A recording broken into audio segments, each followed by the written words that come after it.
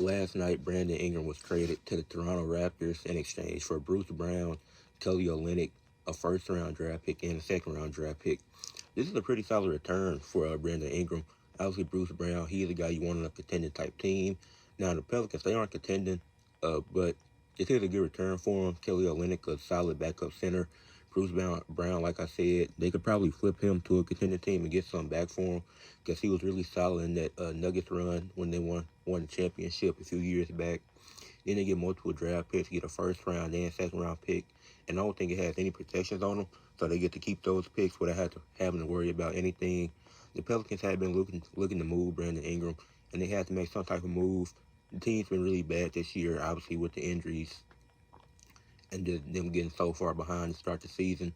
But I like this deal for the Pelicans, but I think they need to move on from some other players, try to find a package for Zion, maybe trade Trey Murphy because his value is pretty high at this moment. You can't get rid of CJ2. You can't get rid of DeJounte because he's out with the Achilles injury. But this team needs to reset. They need to rebuild, really get rid of everybody. Not because they're bad, but because this team needs a lot of major not improvements, but they need a reset. And the Raptors already got Scotty Barnes and R.J. Barrett, so you add Brandon Ingram to the mix, and that's a really solid trio. I would love watching that trio in Toronto, even if it is just for this year. But if things go well, I could see Ingram re-signing with the Raptors. He likely won't, but I do like this deal. And people are asking, what's the direction for the Raptors? Well, the thing is, they had the best package to offer. I mean, it was either down to the Raptors or the Hawks. You obviously want to make improvements. They could make a play-in push. That's not out of the realm of possibility. And then if things go well, like I said, he could stay there next year. But if he doesn't, then they just move on. They'll have some extra money in the off season. I know fans probably thinking, why not tank?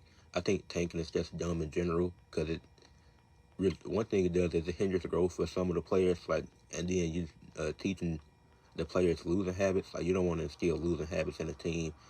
And tanking hasn't worked for a while. Like, the Pistons did it for a while, and they kept getting the fifth pick every year. Then they finally signed some actual basketball players, and now they're winning this season.